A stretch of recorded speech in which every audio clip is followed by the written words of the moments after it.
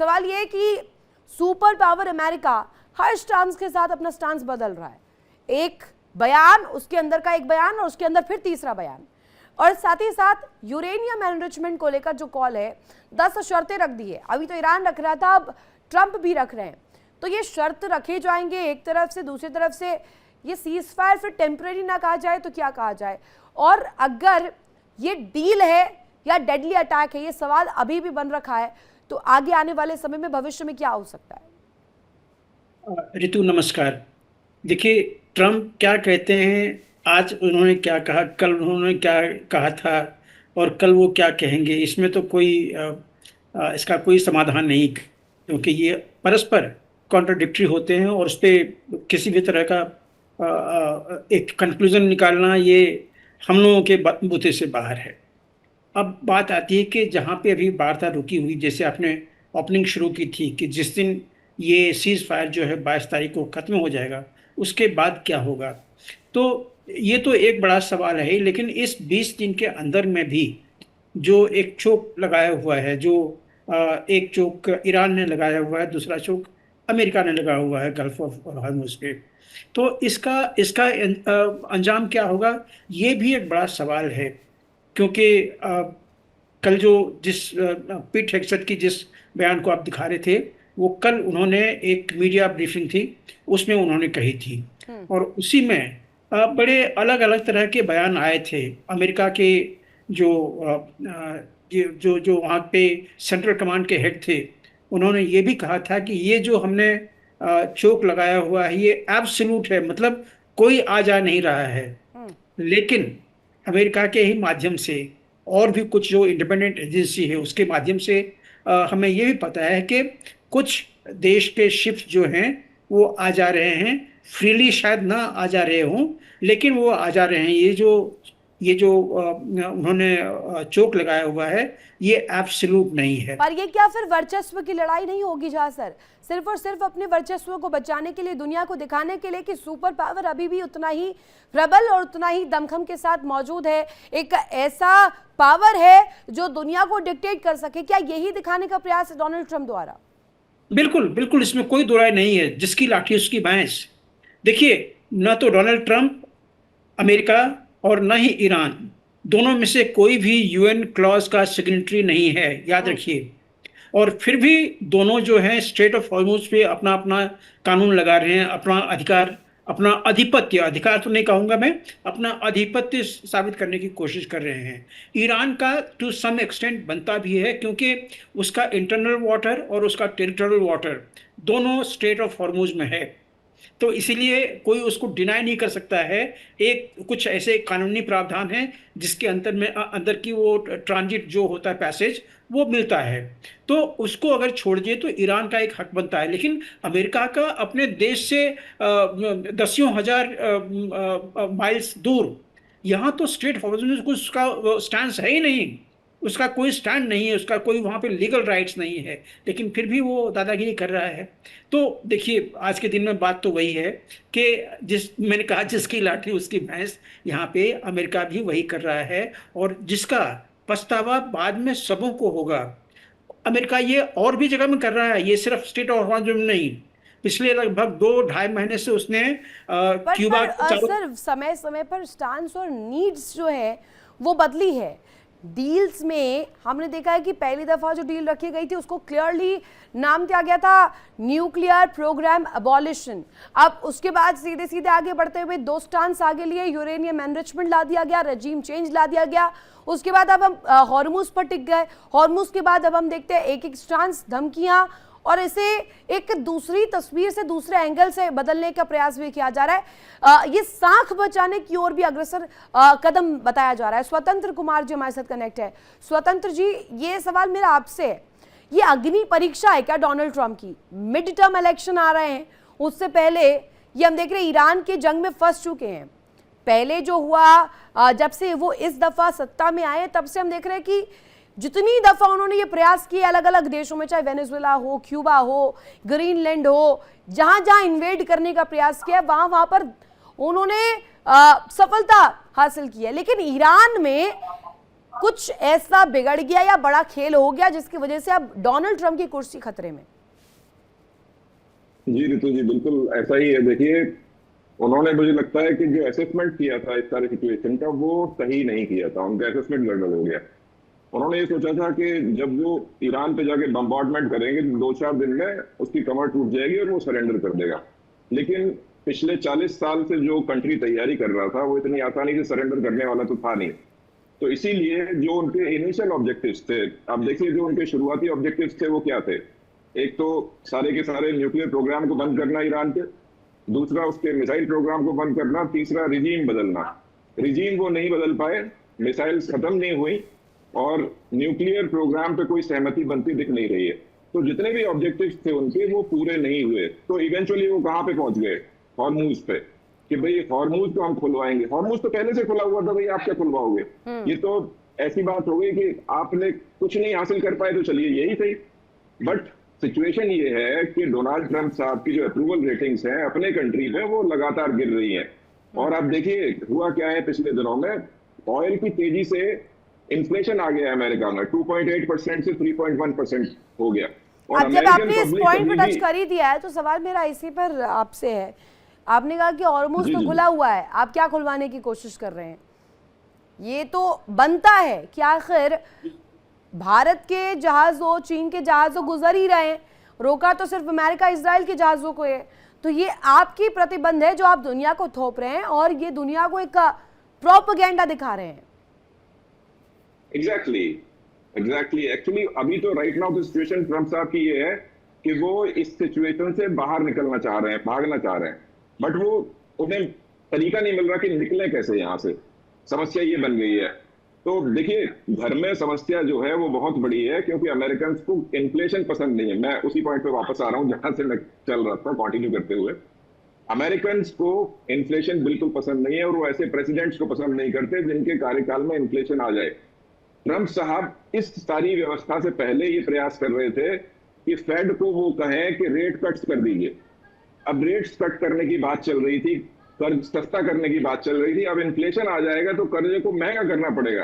तो जो वो चाह रहे थे एग्जैक्टली उसका अपोजिट करना पड़ेगा अमेरिका में। तो बड़ी प्रॉब्लम है वहां पे। अगर ऐसा होगा तो वो चुनाव हारेंगे, शर्तिए आप लिख के रख लीजिए इस बात को। तो फंस गए हैं वो लिटरली, उन्हें रास्ता नहीं मिल रहा कि कैसे बाहर निकले। तो देखिए, डेडलॉक वाली सिचुएशन बन गई है। जो उन्होंने डिमांड्स रखी हैं ईरान के सामने कि भाई आप अपने न्यूक्लियर प्रोग्राम पूरी तरह से खत्म कर दीजिए, वो ईरान नहीं करेगा। आप इस बात को लिख के रख लीजिए, क्योंकि वो इतनी आसानी से दबाव में आने वाले नहीं है। इतनी ज्यादा बम्बार्डमेंट वो झेल चुके हैं इजराइल और अमेरिका की तरफ से, तब वो दबाव में नहीं आए, तो अब क्यों आएंगे? तो they don't fear Donald Trump any more, मुझे ये लगता है। आप कह रहे हैं कि यहाँ पर न्यूज़ पर आप डोनाल्ड ट्रंप के पर्सपेक्टिव से कह रहे हैं कि डोनाल्ड ट्रंप विश्वास नहीं कर पा रहे कि ईरान इस एनरिचमेंट को रोकेगा भी कि नहीं रोकेगा। और अगर रोकता नहीं है और जो लंबी मारक क्षमता वाली मिसाइलें हैं उसके बेड़े को और ज़्यादा दुरुस्त करता है, तो आने वाले समय में कहीं अमेरिका के लिए बड़ा खतरा ना खड़े हो जाए। असलम रिजवी जी, ईरान विशेषज्ञ हमारे साथ कनेक्ट है, ग्रुप कैप्टन आशीष सहाय सर भी कनेक्ट हो गए, दोनों का स्वागत करना चाहूँगी। असलम सर, ये मुझे बताइएगा कि ईरान अभी क्या वो 10 शर्तें मानने की हालत में है या उसे एक्सेप्ट करने की सिचुएशन में है जो डोनाल्ड ट्रंप ने रखी है, जिसमें इंपॉर्टेंट ये है कि वहां पर न्यूक्लियर प्रोग्राम अगर चलता भी है, न्यूक्लियर प्रोग्राम कहां तक चलेगा उसे लिमिटाइज किया जाए, पहले उसके ऊपर एक लिमिट सेट की जाए और उसको भी समय समय पर चेक किया जाए। क्या इसे ईरान लेगा पेज ऑन पेज? जी नमस्कार रितु जी, और आपके पैनल में बैठे हुए तमाम मोहतरम मेहमान, उनको भी मैं आदाब करता हूँ, सलाम कहता हूँ। बिल्कुल नहीं, 1% भी चांस नहीं है। और वो जो 10 शर्तें अभी आपने बयान की कि अमेरिका ने ईरान को दी हैं कि इसको एक्सेप्ट करना है, अदरवाइज हम कोई बड़ी कार्रवाई करेंगे। बड़ी कार्रवाई तो जितना आप कर सकते थे आपने कर दिया है। अब इससे बड़ी कार्रवाई आप क्या कर सकते हैं? जो कुछ भी आपसे हो सका आपने ईरान के खिलाफ किया। 47 ईयर्स के आसपास, कुछ कम ज़्यादा कर लीजिए, 1-2 साल आपने सैंक्शन लगाया, ईरान के ऊपर कई 100 किस्म के सैंक्शन अभी भी लगे हुए हैं। तो 47 साल आपने ईरान से अपनी दुश्मनी जी भर के निकाली, और 1980 में भी आपने एक बहुत बड़ा काम घपला करना चाहा था, और वहाँ पर यज़्द के पास एक जगह है, वहाँ पर आपके साथ 8 एयरक्राफ्ट गए थे, और वो आप वेनेजुएला की तरह से वो कार्रवाई करना चाह रहे थे, वहाँ भी आपको मुंह की खानी पड़ी। तो जो कुछ आप कर सकते थे मैक्सिमम आपने किया है, मिनिमम कुछ किया नहीं है। और मैं रितु जी, पहली बार जब मैंने इन 10 शर्तों को सुना तो मुझे गुस्सा आया, लेकिन बाद में मुझे बहुत हंसी आई। और क्यों? इसलिए कि ये एक ऐसे सनकी के जरिए से 10 शर्तें दी गई हैं जो ये जानता है कि ईरान उन शर्तों को नहीं मानेगा। आपने बहुत सी शर्तों की तरफ इशारा किया, उनमें से मैं एक अब्राहम अकॉर्ड वाली बात जो है आपने ली कि 10 शर्तों में यह है कि साहब आप इसको भी माने, ईरान मर जाएगा, मिट जाएगा, तबाह व बर्बाद हो जाएगा, लेकिन ये जो अब्राहम वाली बात आपने कही है, अब्राहम अकॉर्ड वाली बात, ईरान कभी भी इसे एक्सेप्ट नहीं करेगा। मैं कहिए तो आपको लिख कर एक सादे पेपर पे दे दूं। नहीं इसलिए तो एक्सेप्ट नहीं करेगा तो इस डोनाल्ड ट्रम्प कह रहे हैं कि अगर आप एक्सेप्ट नहीं करेंगे तो ये जंग खींचेगी, और जंग खींचेगी दुनिया के लिए बड़ा खतरा आएगा।